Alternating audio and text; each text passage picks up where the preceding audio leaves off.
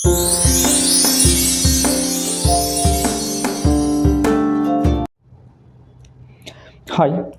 तो अब तक के वीडियोज़ में हमने एएनएस फार्माकोलॉजी को ऑलमोस्ट एक जो ख़त्म कर लिख चुके हैं।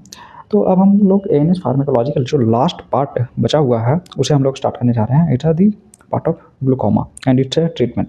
तो ग्लूकोमा का पार्ट है जो स्टार्ट करने से पहले उससे पहले हम लोग है कि जो आई का जो बेसिक पार्ट हो जाता है, बेसिक स्ट्रक्चर जो हो जाता है, उसे एक बार हम लोग एक जो देख लेते हैं। आप लोग एक जो आई का जो स्ट्रक्चर है, आई का एनाटमी है, उसे ऑलरेडी काफ़ी अच्छे से जो फर्स्ट ईयर में पढ़ चुके हैं। बट यहाँ पे मैं आपको बस बेसिक चीज़ें जो याद दिला देता हूँ।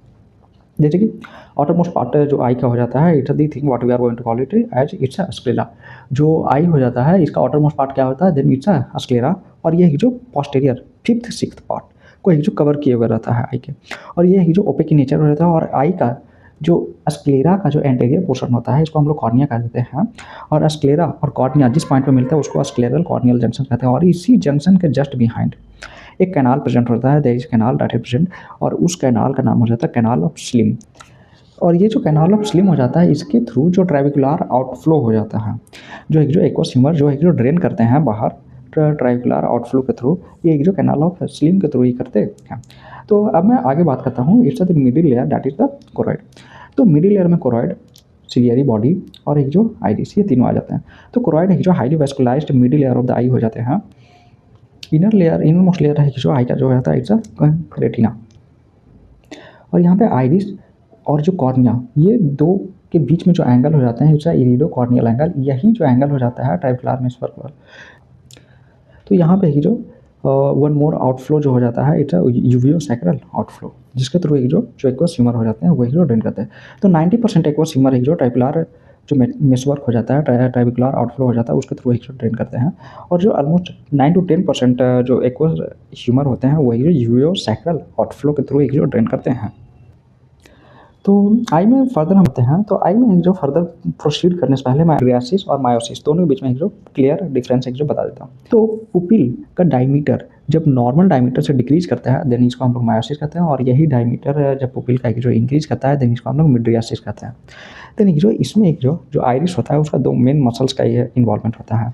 One of the muscle is the dilator pupillae, और रेडियल मसल ये एक जो साइकिल आप देखे होंगे, तो उसमें रेडियस स्पोक पहले कहते थे कि साइकिल के अंदर रेडियस प्रेजेंट होता है, स्पोक्स प्रेजेंट होते हैं। तो उसी के बेसिस पे हम लोग याद रख सकते हैं कि जो आई हो जाते हैं, उसमें जो डायलेटर पुपिलाई या रेडियल मसल प्रेजेंट होता है, और ये एक जो एडिनर्जिक की नेचर होता है। और ये सप्लाइड होते हैं अल्फा 1 रिसेप्टर से। और इनका जब अल्फा 1 रिसेप्टर पर जब है कि जो कोई भी न्यूरोट्रांसमीटर या फिर नर्व इम्पल्स जो एक्ट करता है, देन अल्फा 1 डायलेटर पुपिलाई है, देन यहाँ पे जो डायलेशन काउज कर देते हैं, हम इसी जो मिड्रियासिस काउज करते हैं। और दूसरा जो आइरिस में मसल प्रेजेंट हो जाता है, इट्स स्फिंक्टर पुपिलाई मसल। और यह स्फिंक्टर पुपिलाई मसल ही जो कॉलिनर्जिक in नेचर होता है। N3 रिसेप्टर ही जो स्फिंक्टर पुपिलाई मसल्स में प्रेजेंट हो जाते हैं। और इस पे जब भी कोई नर्व इम्पल्स एक्ट करता है, देन ये कंस्ट्रिक्शन काउज करवाता है, मीन्स मायोसिस। तो अब हम लोग बात करें आई में जो दो मसल्स हो जाता है, मैं एक है जो सिलियरी मसल, दूसरा है कि जो आइरिस मसल। तो यहाँ पे हम लोग मेनली है कि जो आइरिस मसल के बारे में बात करते हैं। उससे पहले मैं सिलियरी मसल के बारे में बताता हूँ। तो सिलियरी मसल्स के बारे में ऑलरेडी आप जानते हो कि इस सिलियरी जो मसल्स होता है, इसका मेन फंक्शन है कि जो हो जाता है टू एक्मोडेट नियर विजन और फार विजन जो होता है, उसको प्रॉपरली रेगुलेट करना, ये फंक्शन होता है सिलियरी मसल्स का। तो जो पावर ऑफ एकोमोडेशन होता है, it's the function of ciliary muscle. तो आइरिस मसल के दो पार्ट के बारे में ऑलरेडी बता चुका, एक स्फिंक्टर पुपिलाई मसल, दूसरा एक जो डायलेटर पुपिलाई मसल। तो स्फिंक्टर पुपिलाई जो आइरिस का जो मसल हो जाता है, ये है जो पैरासिम्पैथेटिक नेचर होता है, मीन्स कॉलिनर्जिक की नेचर होता है स्फिंक्टर पुपिलाई का मसल। और ये जो स्फिंक्टर पुपिलाई के मसल्स पे एक जो दो तरह के ड्रग एक्ट कर सकते हैं। एक तो है कि जो कॉलिनर्जिक की नेचर है, पैरासिम्पैथेटिक नेचर है, देन कॉलिनर्जिक ड्रग। दूसरा एक जो एंटी कॉलिनर्जिक ड्रग्स।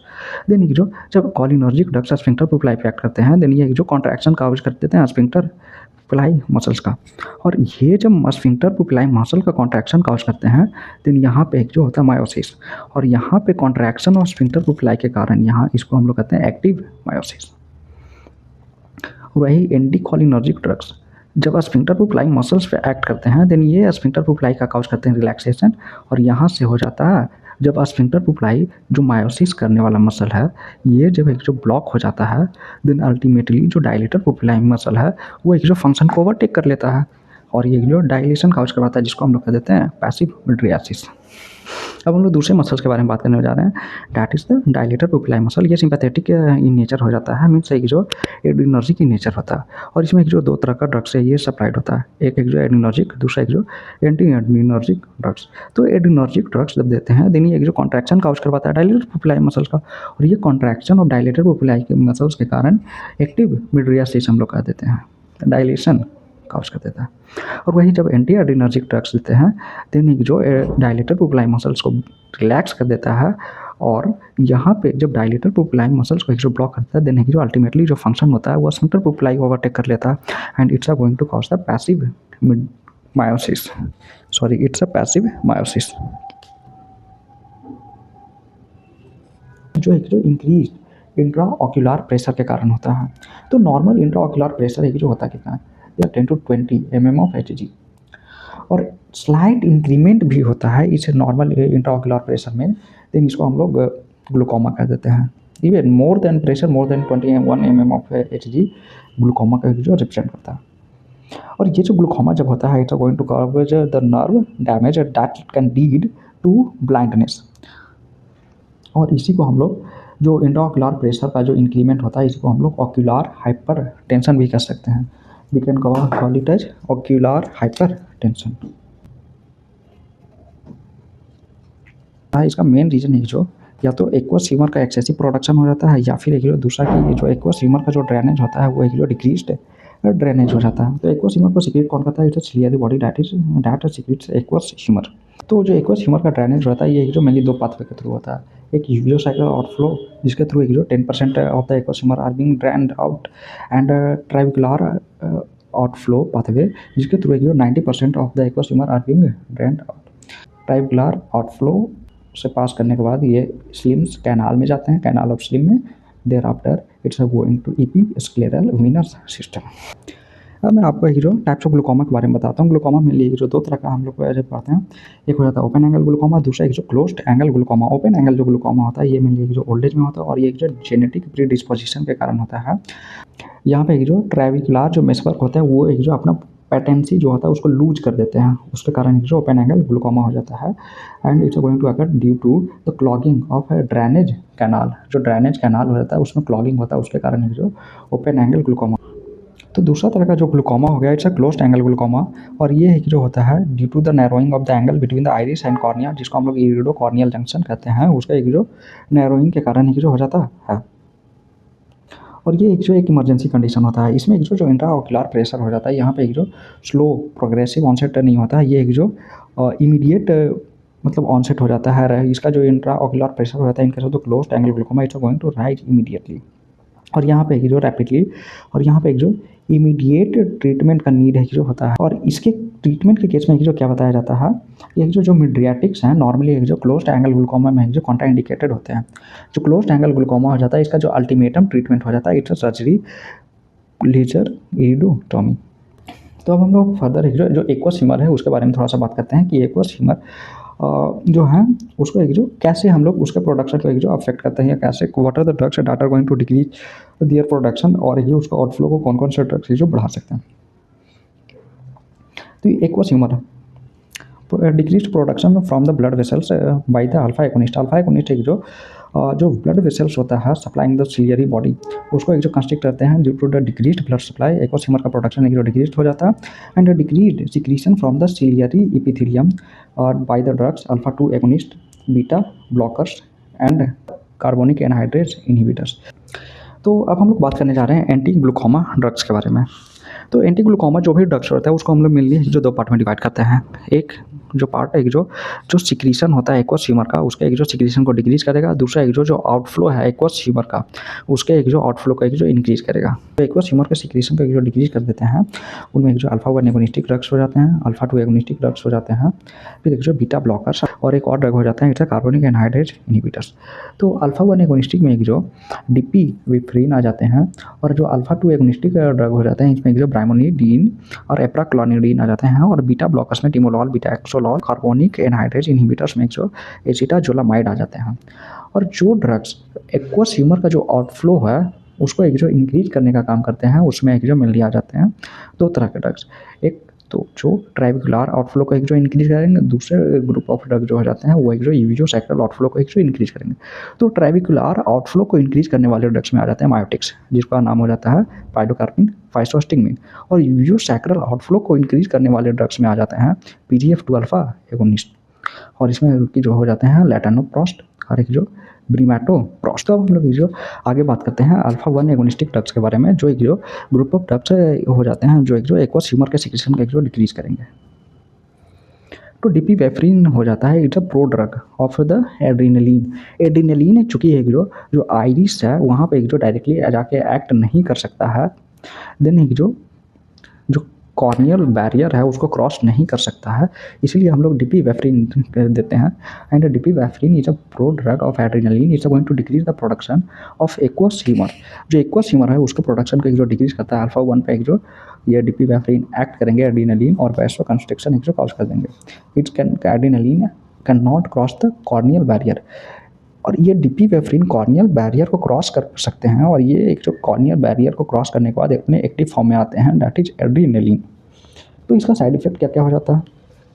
इनके साइड इफेक्ट में ब्लैक कलर्ड आई, जिसको एड्रीनोक्रोम पिगमेंट हम लोग कह देते हैं। एड्रीनलिन जो है उसका एक जो एक्मुलेशन है जो आई में स्टार्ट हो जाता है, तो इसको एड्रीनोक्रोम पिगमेंट कहते हैं। और इसी से जो ब्लैक कलर्ड आई एक जो एक साइड इफेक्ट हो जाता है। दूसरा जो एड्रीनलिन यानी डिपिवेफ्रिन का साइड इफेक्ट होता है, it's a cystoid macular oedema. Alpha 2 agonist जो अल्फा 2 रिसेप्टर्स होते हैं, GI कपल्ड रिसेप्टर्स होते हैं, जो एक जो एडिनाइलाइल साइक्लेज को डिक्रीज करते हैं, जो एक जो फर्दर जो CAMP हो जाता है उसको डिक्रीज करते हैं, और एक जो फर्दर एक्वस ह्यूमर के प्रोडक्शन को जो डिक्रीज करने का काम करते हैं। तो अल्फा 2 एगोनिस्ट जो हो जाता है उसका एक जो साइड इफेक्ट क्या होता है, देने जो मेनली दो साइड इफेक्ट देखने को मिलता है। एक जो ब्रेन सप्रेशन, दूसरा एक जो लीड रिट्रैक्शन। तो अब हम लोग बात करते हैं बीटा ब्लॉकर्स के बारे में। तो बीटा ब्लॉकर्स एक जो मेनली काम क्या करते हैं? बीटा ब्लॉकर्स एक जो it is going to block the beta 2 receptors in the ciliary epithelium, और जिसके कारण जो CAMP का जो प्रोडक्शन है वो एक जो डिक्रीज कर जाता है।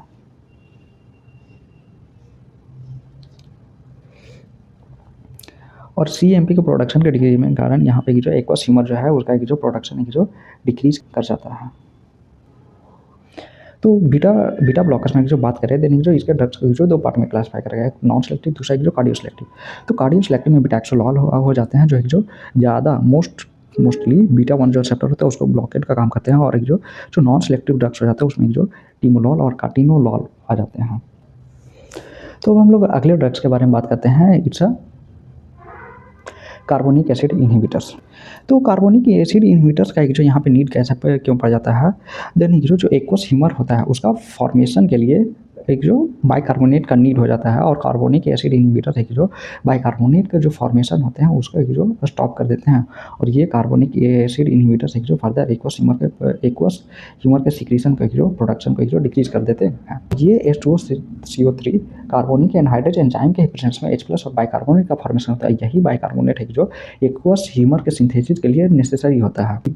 यहाँ पे जो चूंकि बाइकार्बोनेट का प्रोडक्शन नहीं होता है तो एक्वस ह्यूमर का प्रोडक्शन भी एक जो डिक्रीज कर जाता है। अब हम लोग कुछ एक ऐसे ड्रग्स के बारे में बात करेंगे जो है कि जो एक्वस ह्यूमर के जो ड्रेनेज है उसको एक जो है इंक्रीज कर देते हैं। तो मायोटिक्स, जब भी हम लोग मायोटिक्स देते हैं, जैसे कि पाइलोकार्पिन है जो ड्रग होता है, फाइसोस्टिगमिन हो जाता है, जैसे ही इसको एडमिनिस्टर कर जाता है इसको going to constrict the pupil. और ये पुपिलरी कंस्ट्रिक्शन के कारण यहाँ पे एक जो इरिडोकॉर्नियल जो जंक्शन एंगल हो जाता है, जो इरिडोकॉर्नियल एंगल हो जाता है वो एक जो ओपन हो जाता है, और यहाँ से ट्राइविकुलर आउटफ्लो एक जो इन्हेंस हो जाता है।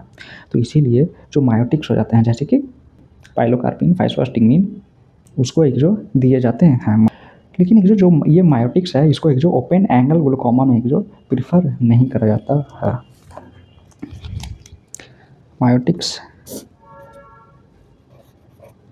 मायोटिक्स जो हो जाते हैं उसको एक जो ओपन एंगल ग्लूकोमा में एक जो प्रीफर नहीं करा जाता है। अब हम लोग बात करने जा रहे हैं प्रोस्टाग्लैंडिन एनालॉग्स के बारे में, PGF2 अल्फा एगोनिस्ट के बारे में। तो PGF2 अल्फा जो एगोनिस्टिक ड्रग्स हो जाते हैं, ये एक जो प्रोस्टाग्लैंडिन्स हो जाता है, और ये एक जो यूवियोसाइक्लिक जो ड्रेनेज होता है उसको मेनली एक जो इंक्रीज करने का काम करते हैं। बट ये जो ड्रग्स हो जाते हैं कैसे? यूरियोसाइक्लिक ड्रेनेज को इंक्रीज करने का काम करते हैं by relaxing the ciliary muscles. ये जो एक्ट करते हैं सिलियरी मसल्स पे। सिलियरी मसल्स के रिलैक्सेशन के कारण यहाँ पे जो यूरियोसाइक्लिक जो ड्रेनेज है उसको एक जो इंक्रीज करने का काम करते हैं। अब इसको एक जो PGF2 अल्फा जो ड्रग्स हो जाते हैं जैसे कि लैटानोप्रास्ट ब्रिमाटोप्रास्ट जो ड्रग हो जाते हैं, इसको एक जो फर्स्ट लाइन ऑफ ड्रग्स के रूप में एक जो यूज करा जाता है या फिर drug of choice in open angle glaucoma. Then एक जो PGF2 अल्फा प्रोस्टाग्लैंडिन का जो एनालॉग्स हैं इनके भी कुछ एक साइड इफेक्ट है। MIG macular oedema, iris pigmentation and G4 increased growth of the eye lashes. तो सबसे पहले मैं एक जो जितने भी एंटी ग्लूकोमा ड्रग्स होते हैं, बीटा ब्लॉकर्स, एड्रेनालिन या डिपिवेफ्रिन जो एक अल्फा 1 एगोनिस्टिक ड्रग्स होते हैं, ब्राइमोनिडीन, एप्राक्लोनिडीन जो एक जो अल्फा 2 एगोनिस्टिक ड्रग्स जो हो जाते हैं, प्रोस्टाग्लैंडिन जिसमें लैटानोप्रास्ट आ जाता है, मायोटिक्स, पाइलोकार्पिन्स और एक जो एस्ट्राजोलामाइड जो हो जाता है कार्बोनिक एनहाइड्रेज इनहिबिटर्स। ये सारे का सारा ड्रग्स जो किस प्रकार से एक जो ग्लूकोमा में वर्क करते हैं इसका एक जो मास्टर चार्ट है। तो बीटा ब्लॉकर्स कैसे वर्क करते हैं, यानी जो beta blockers are going to decrease the aqueous secretion. Aqueous सिमर का जो सिक्रीशन होता है उसको एक जो बीटा ब्लॉकर्स एक जो डिक्रीज कर देते हैं। ऑलरेडी एक जो ग्लूकोमा के ड्रग्स थे उसको मैं 2 पार्ट में बताया था।